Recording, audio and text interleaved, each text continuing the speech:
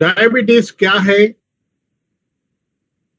और डायबिटीज क्यों होती है, ये हम देखेंगे। आज 10 जून है। डायबिटीज एक ऐसी बीमारी है कि इंडिया के अंदर ओवरऑल 10 करोड़ से ज्यादा ऑलरेडी मरीज है और 13.5 करोड़ लोग प्री डायबिटीज है। यानी कि इंडिया का 20% पॉपुलेशन, उसमें 10% डायबिटीज के मरीज हो चुके हैं और बाकी करीब करीब 10 करोड़ हो चुके हैं, बाकी करीब करीब 13.5 करोड़ प्री डायबिटीज है। इसका मतलब ये होता है कि इंडियन पॉपुलेशन का 15 से 17% पॉपुलेशन इस समस्या से पीड़ित है। यानी कि डायबिटीज एक बहुत बड़ा ग्रुप है और हम अच्छी तरह से अगर डायबिटीज पे फोकस करें तो हम अपने प्रोडक्ट को लेकर बहुत अच्छी तरह डायबिटीज के साथ काम कर सकते हैं, डायबिटीज के मरीज को हेल्प कर सकते हैं। इसलिए डायबिटीज क्या है ये समझना बहुत जरूरी है। डायबिटीज किस तरह हमारे शरीर पे असर करता है, तो बहुत कॉमनली देखा गया है कि इसका मेन प्रभाव हार्ट और आंखों पे पड़ता है। वैसे तो शरीर के बहुत सारे अंगों पे पड़ता है, हम देखेंगे, लेकिन ये जरूर ध्यान रखिए कि अगर डायबिटीज है तो हार्ट और आंखों की समस्या बहुत कॉमनली पाई जाती है। अब एक शरीर को स्वस्थ रहने के लिए एक अच्छा न्यूट्रिशन यानी कि अच्छे खुराक की आवश्यकता है। जैसा अन्न वैसा तन, ये कहावत है, और जैसा अन्न वैसा मन।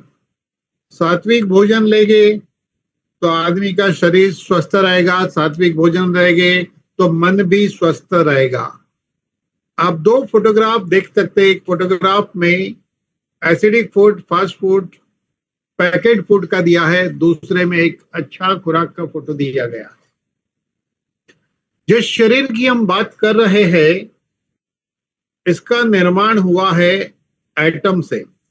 एटम यानी कि दुनिया का वो कण जो सबसे छोटा कण होता है, साइंस की भाषा में उसे एटम कहते हैं। एटम यानी वो हिस्सा जिसको आप तोड़ नहीं सकते हैं, उसे एटम कहते हैं। तो कम से कम 2 एटम या उससे ज्यादा एटम यानी कि मिनिमम 2 एटम और मोर देन 2 एटम से मॉलिक्यूल बनता है। कई मॉलिक्यूल मिलकर एलिमेंट बनते हैं, कई एलिमेंट मिलकर कंपाउंड बनता है, कंपाउंड से सेल्स बनता है, सेल्स से टिश्यू बनता है, और कई टिश्यू मिलकर ऑर्गन बनते हैं, और कई ऑर्गन मिलकर सिस्टम बनती है और बॉडी बनती है। सिस्टम यानी कि digestive system, urinary system, reproductive system, skeletal system, endocrine system. तो डायबिटीज जो है वो एंडोक्राइन सिस्टम की बीमारी है, क्योंकि पैनक्रियाज एक ग्लैंड है जिसमें समस्या आने से ये बीमारी पैदा होती है। एक छोटा सा जो सेल है, ऐसे करीब करीब 60 to 70 ट्रिलियन सेल से शरीर का निर्माण हुआ है। ये जो एक सेल है ये अपने आप में एक जिंदा यूनिट है, लिविंग यूनिट है, यानी कि इसकी अपनी इंडिविजुअल सिस्टम है। ये अपनी मैकेनिज्म हर सेल्स खुद चलाता है। इसके पास माइटोकॉन्ड्रिया यानी पावर हाउस है, ये न्यूट्रिशन को यूज करता है। इसीलिए सेल्स हेल्दी तो हम हेल्दी, सेल्स बीमार तो हम बीमार। कहाँ आएगी वहां बीमारी। सेल्स बूढ़े तो आदमी वक्त के पहले बूढ़ा दिखता है। यही एक सिस्टम बनी हुई है। अब अगर शुगर सुबह का 100 के नीचे रह रहा है तो वो इंसान नॉर्मल है, 125 तक है तो प्री डायबिटीज है, और 150 तक है, 150 क्रॉस किया तो डायबिटीज है। आप देख सकते हैं 100 से 125 के बीच नॉर्मल, 125 से 150 के बीच प्री डायबिटीज, और 150 क्रॉस करने पे मरीज को डायबिटीज माना जाता है। जिस शरीर की हम बात कर रहे हैं, इस शरीर को चाहिए fat, protein and carbohydrate. Minerals, fibres और विटामिन चाहिए, 6 चीज चाहिए, जिसको बैलेंस डाइट कहा जाता है। फैट का काम क्या है? बॉडी को हिट देना। प्रोटीन का काम क्या है? प्रोटीन बिल्डर है, मसल्स को स्ट्रांग रखता है। और कार्बोहाइड्रेट फ्यूल है। जैसे कार के अंदर आप फ्यूल यानी कि डीजल, पेट्रोल या गैस भरते हो, तो ये हमारे शरीर का डीजल, पेट्रोल यानी गैस फ्यूल है। प्रोटीन बिल्डर है और फैट हीटिंग देता है। अब देखो, हमारे खाने के अंदर मेजर हिस्सा कार्बोहाइड्रेट का होता है। अगर सुबह नाश्ते में देखो तो लोग चाय पीते हैं, पोहा खाते हैं, इडली खाते हैं, रोटी खाते हैं, उपमा खाते हैं, ये सब में कार्बोहाइड्रेट है। दोपहर को रोटी चावल मेजर हिस्सा है। फ्रूट खाया तो उसमें भी फ्रुक्टोज है यानी कार्बोहाइड्रेट होता है। तो कहीं ना कहीं हमारे खुराक में कार्बोहाइड्रेट ज्यादा है, जबकि हमें कम लेनी चाहिए। मैंने कहा था अभी थोड़ी देर पहले कि हमारा शरीर सिस्टम से बना है। उसी तरह एंडोक्राइन सिस्टम का एक हिस्सा पेनक्रियास ग्लैंड होता है।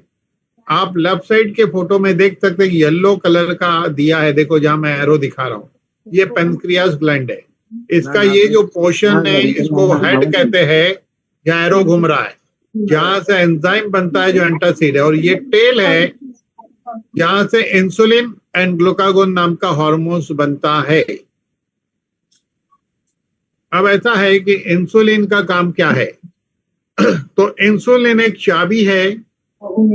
इंसुलिन सेल्स की चाबी है। इंसुलिन का मेन रोल ये रहता है कि ब्लड में जो ग्लूकोज है उसको सेल्स के अंदर पहुंचाना। अगर इंसुलिन पहुंचा सका तो सेल्स को ग्लूकोज मिलेगा, लेकिन इंसुलिन अगर सेल्स पे चाबी नहीं लगी ताले पे तो सेल्स के अंदर ग्लूकोज नहीं पहुंचेगा। ये एक सिस्टम है। और ग्लूकोज का काम क्या है?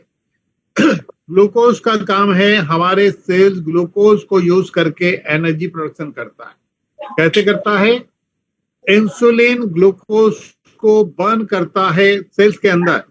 सेल्स के अंदर इंसुलिन ग्लूकोज को बर्न करता है, ऑक्सीजन की हेल्प से, और एनर्जी रिलीज होती है, जिस एनर्जी से हम वर्क करते हैं। हमें काम करने के लिए एनर्जी चाहिए, चलने के लिए एनर्जी चाहिए, फास्ट चलने के लिए उससे ज्यादा चाहिए, दौड़ने के लिए उससे ज्यादा चाहिए। जितना फिजिकल वर्क हार्ड उतनी एनर्जी ज्यादा चाहिए। इसीलिए डायबिटीज के मरीज को चलने को कहा जाता है, ताकि ग्लूकोज जो सेल्स के अंदर, मसल्स के अंदर, वो यूटिलाइज हो जाए। अब ऐसा है कि सेल्स अगर एनर्जी बनाने में कामयाब सिर्फ तब होगा जब सेल्स को ग्लूकोज मिलना चाहिए। अब ये ग्लूकोज कहां से मिलेगा तो पहले समझिए। ब्लड के लेफ्ट साइड में देखिए, ब्लड के अंदर ग्लूकोज है, और राइट साइड में जो ग्रीन हिस्सा है वो सेल्स है। तो ये जो ब्लड में ग्लूकोज है वो सेल्स में जाना चाहिए, सेल्स में जाना चाहिए, सेल्स में जाना चाहिए। अब ये सेल्स में पहुंचाने का रोल किसका रहता है? इंसुलिन का रहता है, जो पेनक्रियास के जरिए उत्पन्न होता है। पेनक्रियास इंसुलिन को रिलीज करता है ब्लड में, और वो ब्लड में घूमते रहता है, और ये इंसुलिन के जरिए सेल्स के अंदर ग्लूकोज जाता है। यानी कि इंसुलिन सेल्स की चाबी है, एक जरिया है। ये ताला खुलता है और ग्लूकोज को अंदर भेज देता है। इस तरह हमारे शरीर में जो ग्लूकोज है वो मेटाबॉलिज्म होता है। अब यहाँ पे समझने वाली बात यह है कि करीब करीब हमारे शरीर के अंदर 5 से 6 लीटर ब्लड होता है।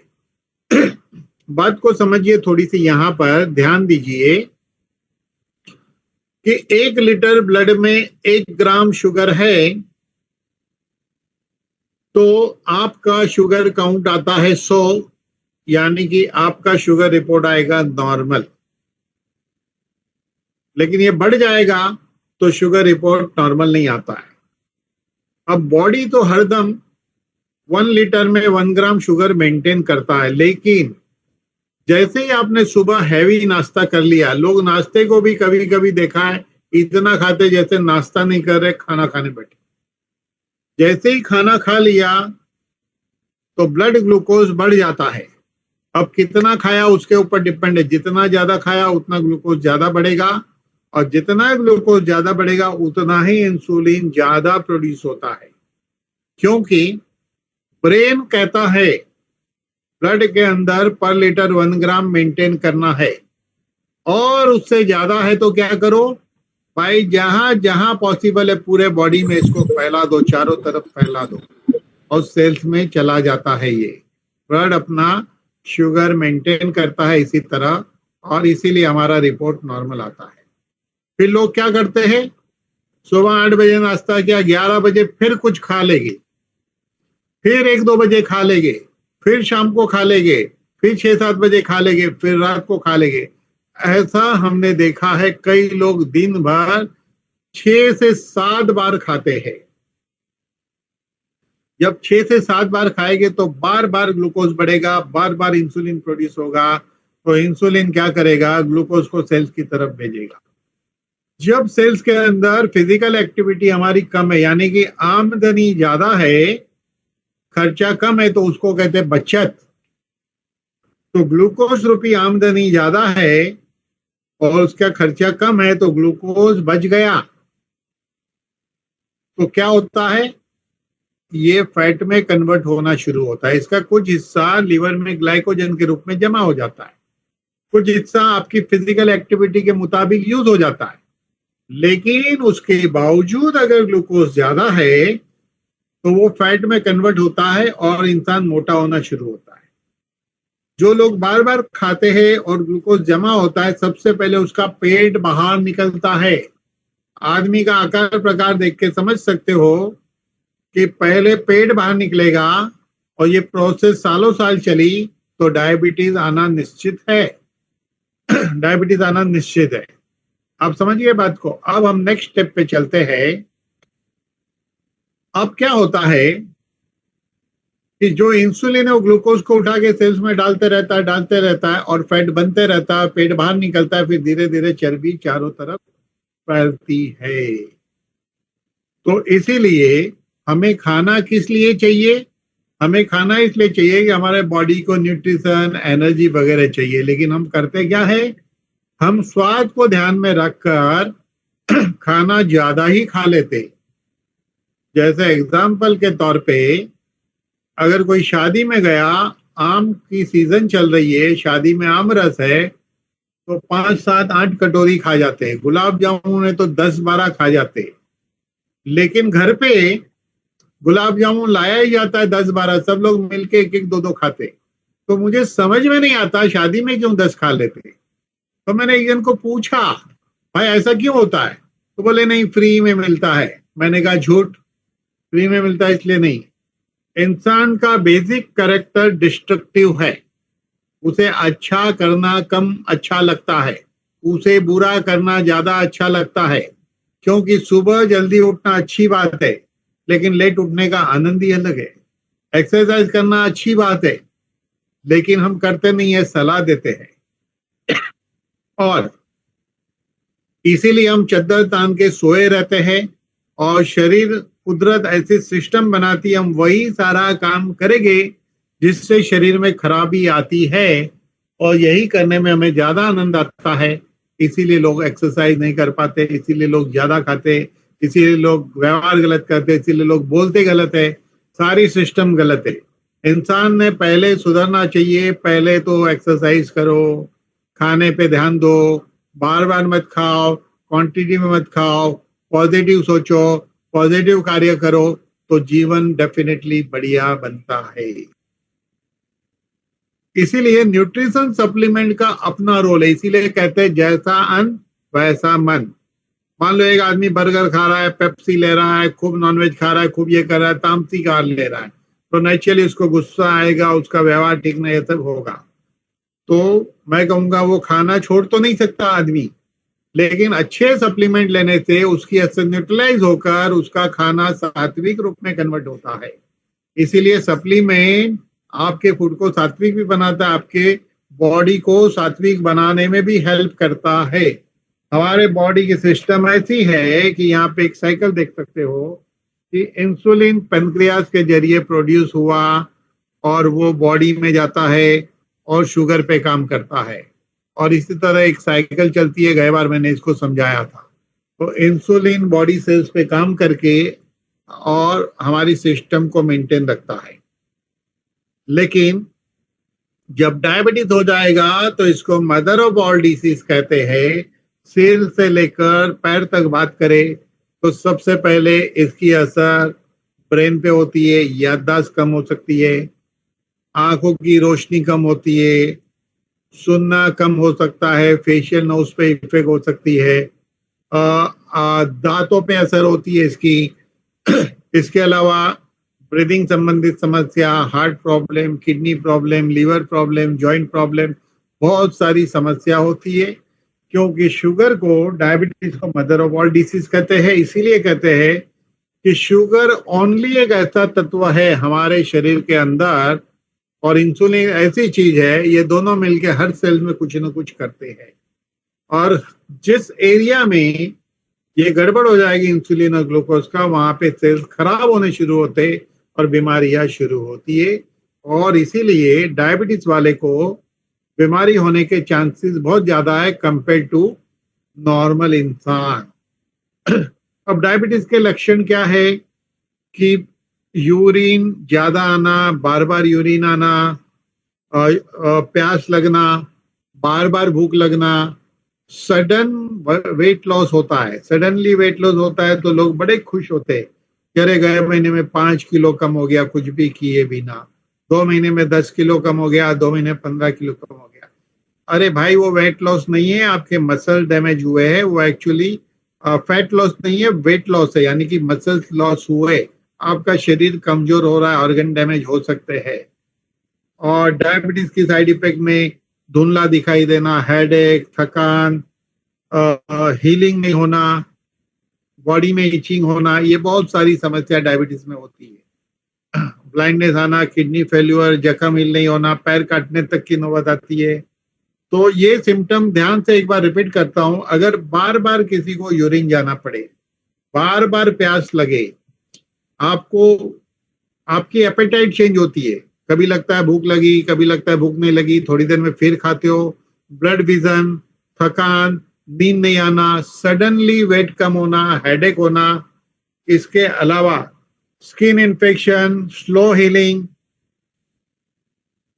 Urinary infection, dry skin, itching, numbness, tingling यानी कि मूंगी आना, ये सारी समस्या अगर आपको दिख रही है तो शुगर टेस्टिंग करना जरूरी है। अगर ये शुगर को कंट्रोल नहीं रखा, ये बीमारी को अनजाने में बढ़ने दिया, तो इमरजेंसी सिचुएशन तक आ सकती है। अचानक भी कुछ भी हो सकता है, पैरालाइज हो सकता है, हार्ट अटैक आ सकता है, किडनी फेल हो सकती है, बहुत कुछ अचानक हो सकता है। ब्रेन स्ट्रोक से लेके हार्ट स्ट्रोक से लेके बहुत सारी समस्या होने की संभावना है। अब डायबिटीज वाले मरीज के लिए और जिसको डायबिटीज नहीं उसके लिए भी सबसे इंपॉर्टेंट जीवन में क्या है? डिसिप्लिन चाहिए। डिसिप्लिन, डिसिप्लिन किस चीज की चाहिए? भाई डिसिप्लिन खाने में चाहिए, डिसिप्लिन एक्सरसाइज में चाहिए, बहुत सारे डिसिप्लिन ये भी चाहिए कि खाना जो हम खाते हैं वो सफिशिएंट नहीं होता है। आप जो खाना खाते हैं उसमें सारे विटामिन नहीं मिलते। जनरली कुक फूड के अंदर आपको विटामिन ए और विटामिन सी मिलना बड़ा मुश्किल है, बहुत ही रेयर, बहुत ही कम मिलता है। कुक फूड के अंदर विटामिन ए और सी बहुत कम मिलता है, और वैसे भी कुक फूड में विटामिन कम मिलते हैं, वैसे भी फूड में विटामिन कम मिलते हैं। तो जैसे भारत के अंदर मैंने कहा कि 10 करोड़ लोग ऑलरेडी डायबिटीज के मरीज है और 13 करोड़ प्री डायबिटीज है, यानी कि पूरे दुनिया के अंदर हम बड़े रफ्तार से अचीवमेंट ले रहे हैं। डायबिटीज के अंदर आगे बढ़ रहे हैं, हम लोग बड़ी तेजी से आगे बढ़ रहे हैं रफ्तार के साथ। आप ग्राफ देख सकते हैं कौन सी ईयर में क्या क्या ग्राफ था, बढ़ के कहाँ पहुंच रहा है। आप ग्राफ देखिए, 2023 का ग्राफ देखिए। ये पूरा ग्राफ से आपको समझ में आएगा कि जैसे जैसे हमारी लाइफस्टाइल चेंज हुई, मॉडर्न लाइफस्टाइल हुई, जैसे जैसे मोबाइल आया, फास्ट फूड आया, कोई जमाने में इतने तरीके के फूड नहीं मिलते थे जितने अभी मिलते। 10 मिनट में आप ऑर्डर करो, आपके घर पे डिलीवरी हो जाती है बिरयानी। तो आप सोचो 10 मिनट में कहाँ से होगा? आप चावल धोगे कब, मसाला काटोगे कब, मसाला डालोगे कब, कितना जल्दी। दाल राइस ऑर्डर करो, 10 मिनट में डिलीवरी। ऐसा लगता है नीचे बना ही रहा, उसको पता चल रहा है कि आप आज दाल राइस ऑर्डर करने वाले, आपने ऑर्डर किया, बना रहा था आपके लिए आधे घंटे पहले और दे दिया, ऐसा नहीं है। तो ये सारे हो सके उतना ऑर्डर फूड कम करने की कोशिश करो, क्योंकि ये जैसे कि आप दाल राइस मंगाते हो तो फ्रोजन में उसके पैकेट रेडी रहते हैं। आई थिंक कि फ्रोजन से निकाला, माइक्रोवेव में गर्म किया, फ्रोजन से दाल का पैकेट निकाला, गर्म किया, पता नहीं 2 दिन 4 दिन या कितने दिन पहले वो दाल बनी होगी, भले आपको दाल राइस 10 मिनट में डिलीवरी मिली। तो काफी क्लाउड किचन चलते, क्लाउड मतलब पता नहीं कोई आसमान से आ जाता है अचानक।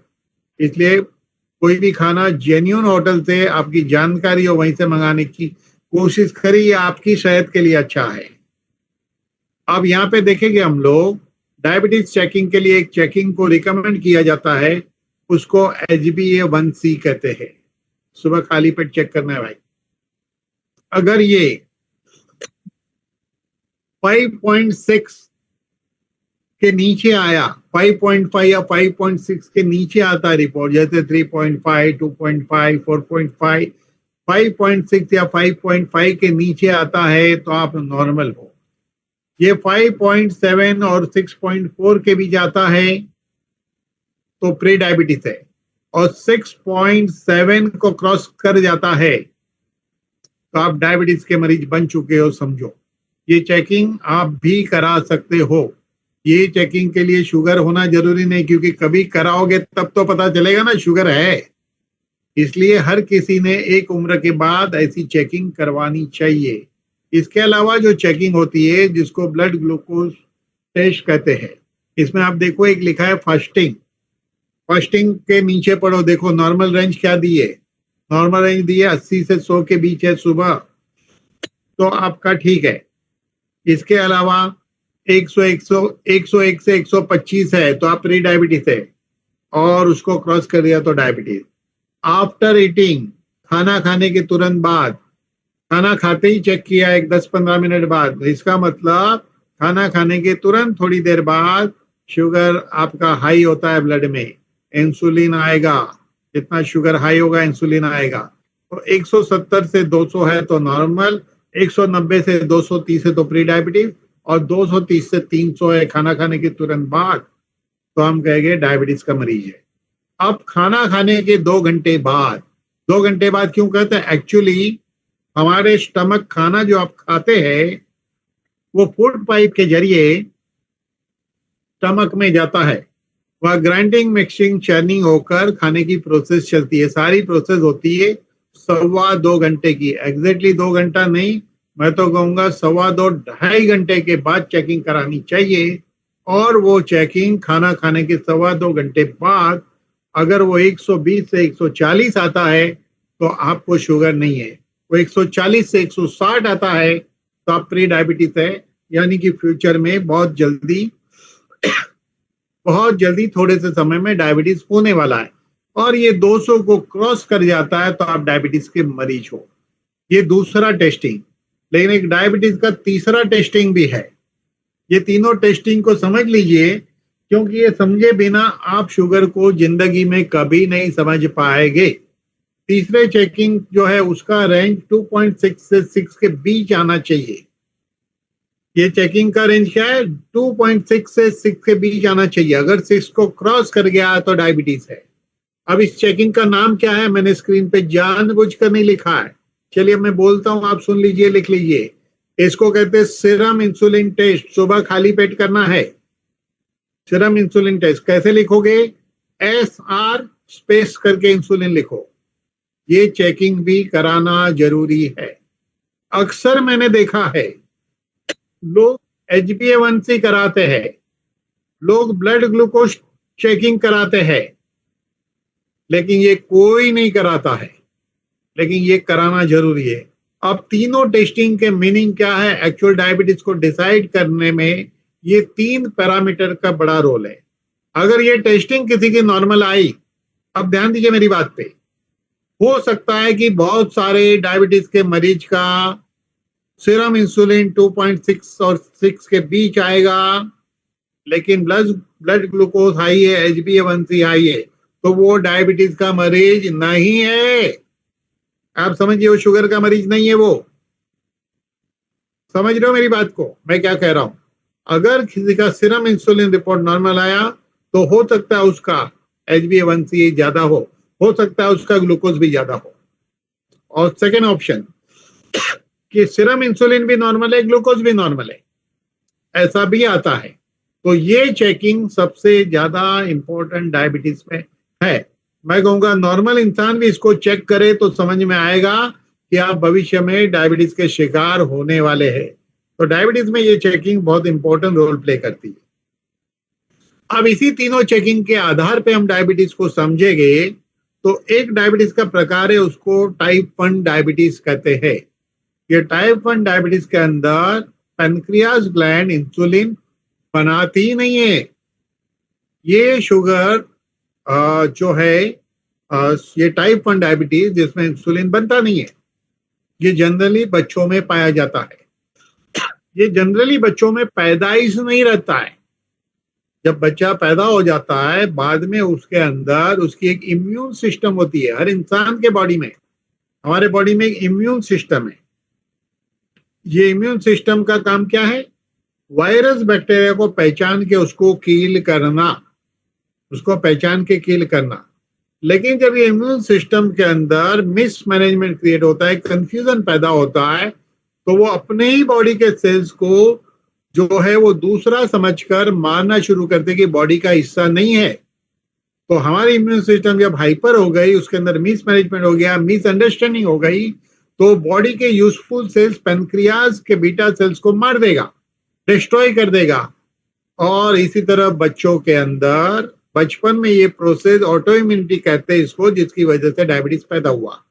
लेकिन ये ऑटो इम्यूनिटी, यही ऑटो इम्यूनिटी बड़े इंसान के अंदर होती है। तो बड़े इंसान में पैनक्रियास के सेल्स भले डैमेज ना करे, कभी कभी ये घुटने के सेल्स को डिस्ट्रॉय कर देता है, लंग सेल्स को डिजेनरेट कर देता है, वो भी ऑटो इम्यूनिटी है।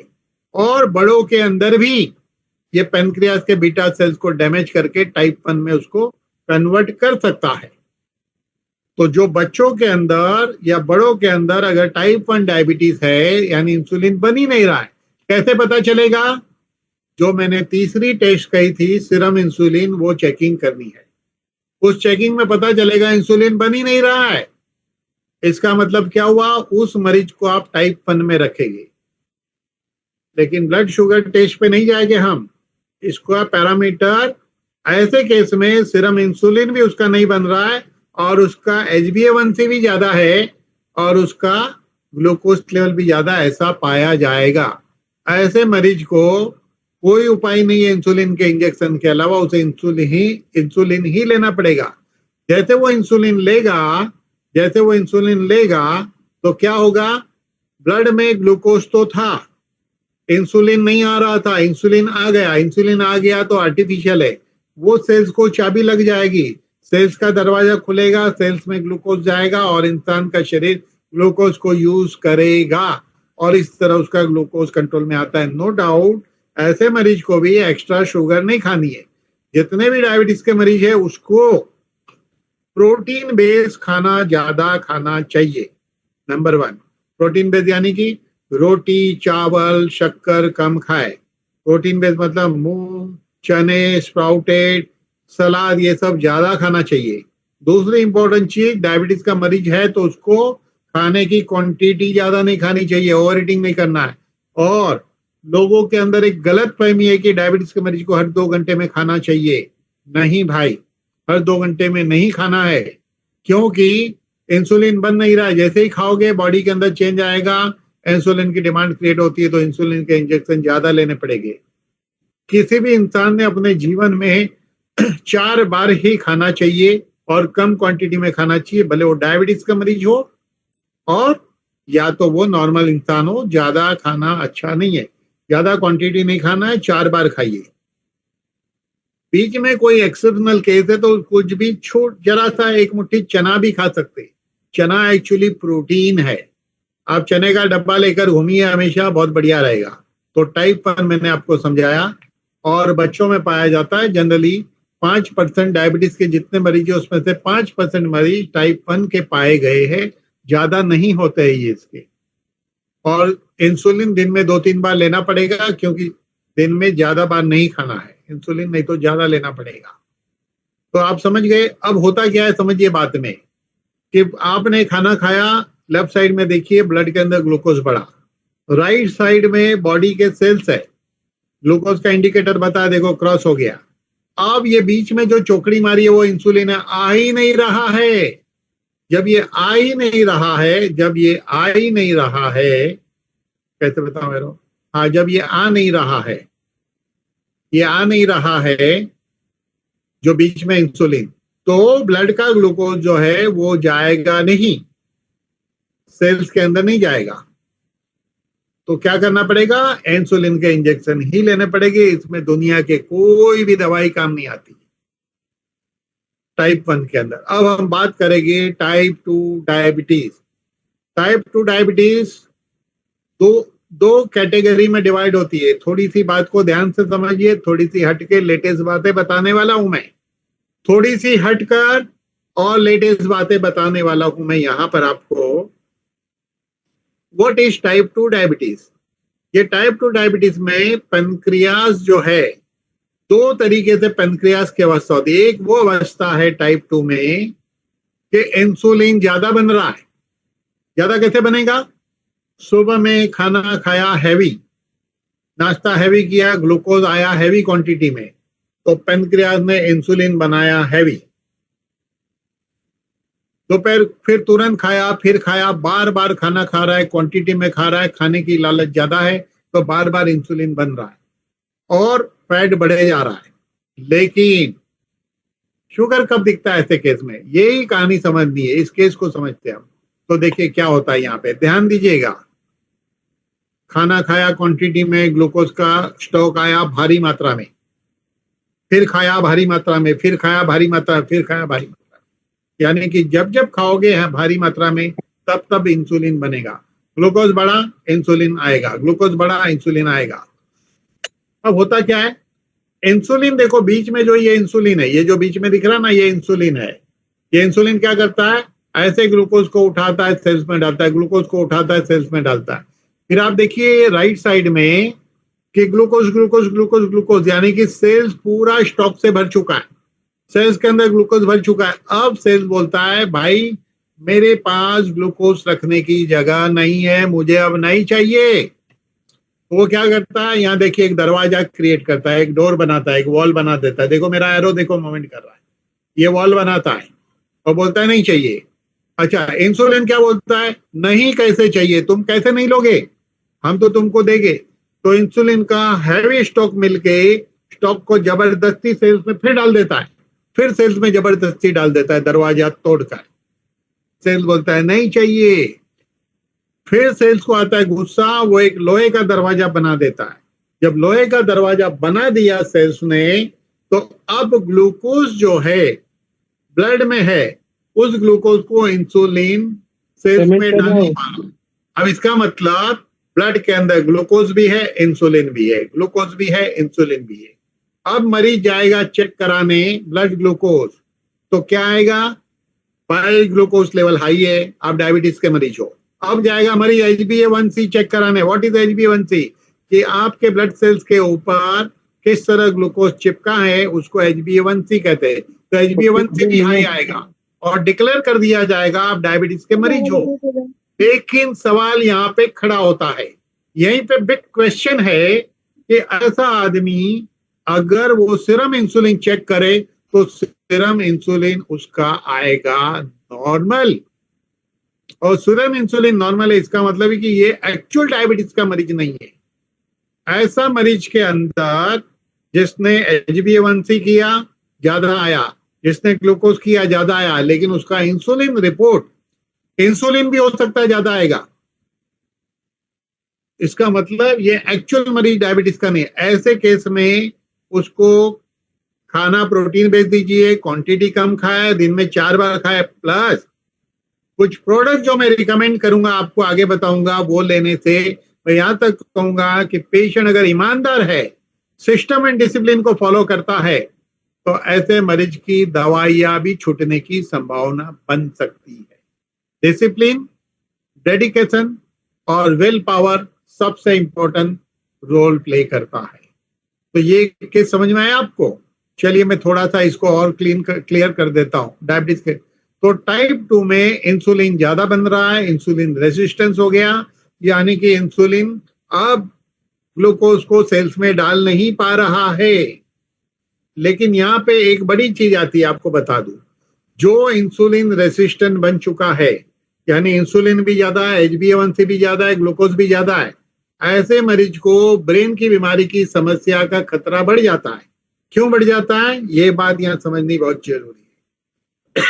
क्योंकि हमारे ब्रेन में ग्लूकोज जाने के लिए कोई बैरियर नहीं है इंसुलिन का, तो जब बॉडी में नहीं जाएगा तो ब्रेन की ओर ज्यादा जाएगा, और ब्रेन में जब ग्लूकोज बढ़ना शुरू होगा तो ब्रेन सेल्स में चेंज आना शुरू होगा।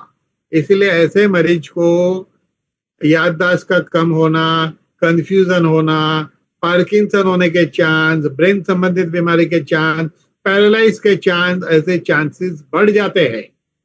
तो ये एक स्टडी का विषय है कि मरीज को कैसे एनालाइज किया जाए। अब इंसुलिन रेजिस्टेंस का एक एग्जांपल समझते हैं कि भाई एक लड़का लड़की कॉलेज में पढ़ रहा है, एक लड़के को एक लड़की से प्यार हो गया, लेकिन लड़की को लड़के से प्यार नहीं है। इसको कहेंगे इंसुलिन रेजिस्टेंस। इंसुलिन रेजिस्टेंस, ये लड़की सेल्स है, मना कर रही है मेरे पास मत आओ। लड़की क्या है, सेल्स है।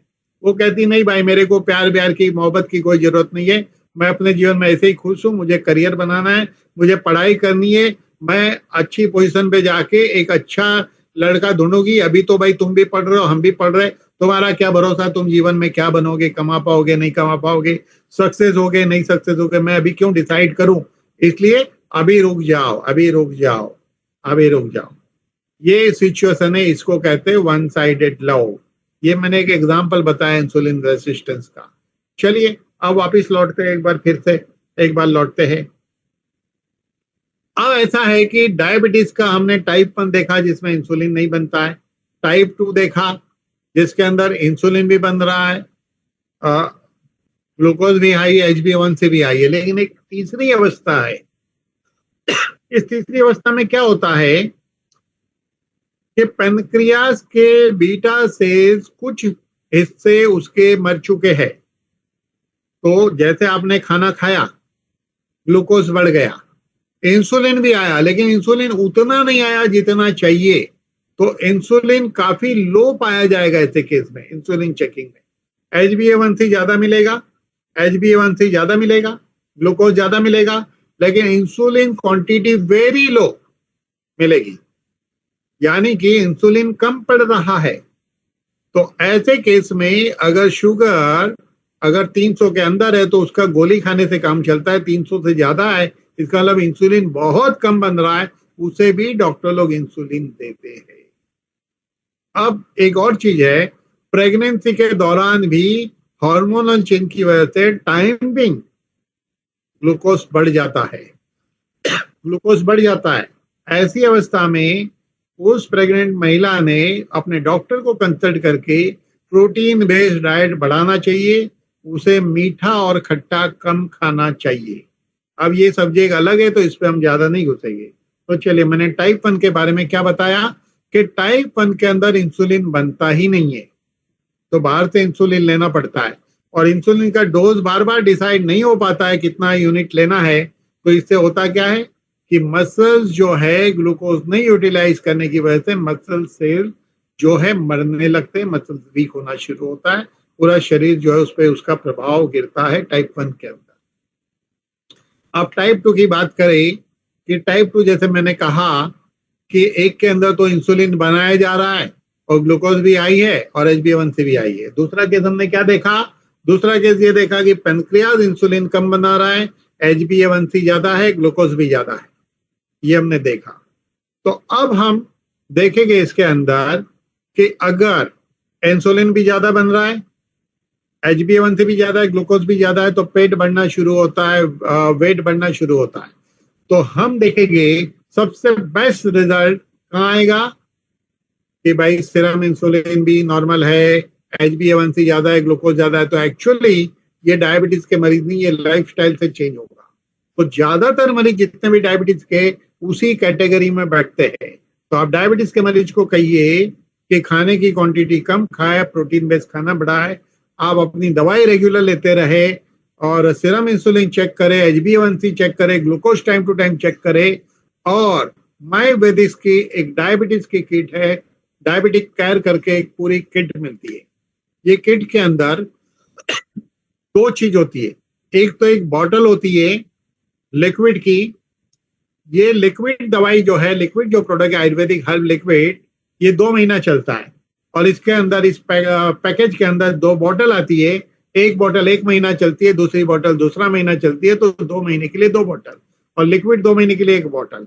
अब इसका सेवन कैसे किया जाता है ये समझने वाली बात है। तो सबसे पहले इसको समझने के पहले हम देखेंगे कि जो शुगर के मरीज है वो डायबिटीज किट को कैसे फॉलो करना। तो पहले समझिए, उसको अल्कोकेल लेना जरूरी है, क्योंकि शुगर मेटाबॉलिज्म डिस्टर्ब होने से एसिड बढ़ता है, प्लस डायबिटीज के मरीज जो है उसके बॉडी के अंदर कई प्रकार के मिनरल्स, विटामिन की कमी हो जाती है, क्योंकि फूड मेटाबॉलिज्म अच्छी तरह नहीं होता है।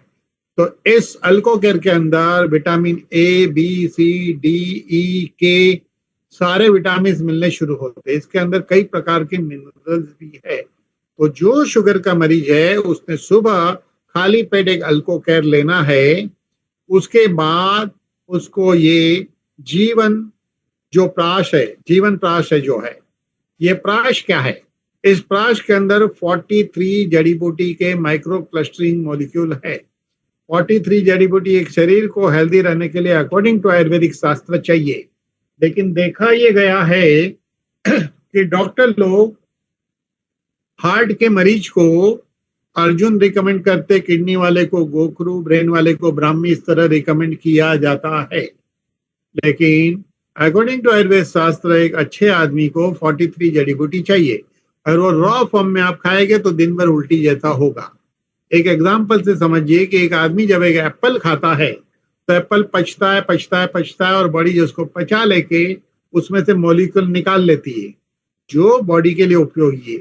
तो जिस तरह बॉडी एप्पल से मॉलिक्यूल निकालती है, इसी तरह लेबोरेटरी के अंदर माइक्रो क्लस्टरिंग मेथड से 43 जड़ी बूटी के मॉलिक्यूल निकाले गए हैं और निकाल के उसको एक प्राश के रूप में बनाया, एक चार्टन के रूप में बनाया है। और ये हमें मिलते हैं 43। इसमें से 5-6 ऐसे जो ब्रेन पे काम करते हैं, 5-6 ऐसे जो किडनी पे है, 5-6 ऐसे जो हार्ट पे है, लीवर पे, स्किन पे, बोन पे काम करते हैं। तो डायबिटीज को मदर ऑफ ऑल डिसीज कहते हैं। शरीर में कहीं भी कोई भी ऑर्गन पे प्रभाव डाल सकता है। तो ये 43 माइक्रो क्लस्टरिंग मॉलिक्यूल पूरे शरीर पे काम करते हैं। तो डायबिटीज के केस में ये प्रोडक्ट इस तरह काम करेगा, हेल्प करेगा कि बॉडी के कहीं भी सेल्स को खराब होने से रोकेगा, खराब है तो रिपेयर करने में मदद करेगा। तो सुबह खाली पेट एक अल्कोकेल, उसके बाद 5 ग्राम लाइपोप्राश चूसना है जेंट्स को, लेडीज को 2.5 ग्राम। और लाइपोप्राश लेने के बाद उसने 20 ml ये लिक्विड लेना है, डाइबाकैल लिक्विड 20 ml पानी में मिला के लेना है। तो पहले अल्कोकेल, फिर लाइपोप्राश, फिर ये लेना है। उसके बाद 15-20 मिनट तक, आधे घंटे तक कुछ खाना पीना नहीं है। उसके बाद दोपहर को डायबिटीज के मरीज ने इसके साथ जो गोली दी गई है, खाना खाने के आधे घंटे पहले एक गोली लेनी है दोपहर को, और रात को खाना खाने के आधे घंटे पहले एक गोली लेनी है। रात को सोते वक्त अल्कोकेल, उसके बाद लाइपोप्राश लेना है। जेंट्स को 5 ग्राम, लेडीज को 2.5 ग्राम। इस तरह डायबिटीज के मरीज को यह हेल्प करेगा। तो हमने डायबिटीज के प्रकार देखे। अब ये प्रोडक्ट कैसे लेना ये मैंने आपको बताया। इसके अंदर देखिए अलग अलग बीमारियों पे ये काम करता है। ये अलग अलग बीमारियों पे काम करता है, कई बीमारी पे मल्टीपर्पज यूज भी है, और इसका डोज मैंने बताया। तो टाइप 2 डायबिटीज हमने देखा, एक इंसुलिन रेसिस्टेंस है और एक में इंसुलिन कम बनता है, और एक ऐसा है टाइप 2 भी एक उम्र के बाद ऑटोइम्यूनिटी से पेनक्रियास के सेल डैमेज हो गए, इंसुलिन बनता ही नहीं है, तो टाइप 1 में आ जाता है।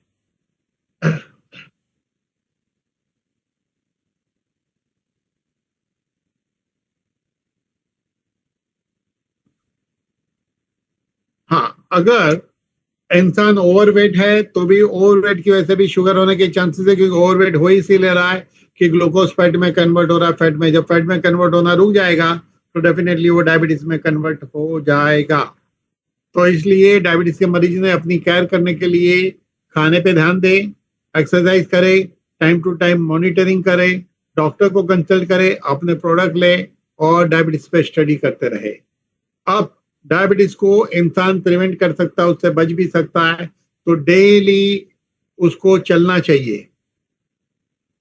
अगर 30 मिनट दिन में 3 बार भी चल सकता है, 20 मिनट दिन में 3 बार चल सकता है, शॉर्ट डिस्टेंस जाना है तो ऑटो के बदली में जा सकता है, चल के जा सकता है, हेल्थ की बेनिफिट भी होगी।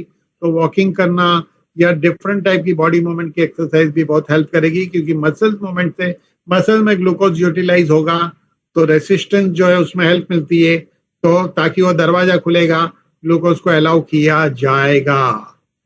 अच्छा, डाइट के अंदर फैट एंड कार्बोहाइड्रेट कम लिया जाए, फाइबर एंड प्रोटीन को बढ़ाया जाए। बराबर, खाना धीरे धीरे खाए, खाने की क्वांटिटी कम ले, ज्यादा क्वांटिटी में ठूस ठूस के न खाया जाए। इसके अलावा जैसे कि आर्टिफिशियल कार्बोनेटेड ड्रिंक जो बहुत सारे मार्केट में उपलब्ध है, वो भी हेल्थ के लिए अच्छे नहीं होते हैं। कलर वाले ड्रिंक भी हेल्थ के लिए अच्छे नहीं होते, शरबत वगैरह अच्छे नहीं होते हैं। तो अच्छी अच्छी हैबिट को डालिए। बराबर, एक्सरसाइज, हेल्दी ईटिंग, ये सब आपको बहुत हेल्प करेगी। वजन कम करने की कोशिश करिए।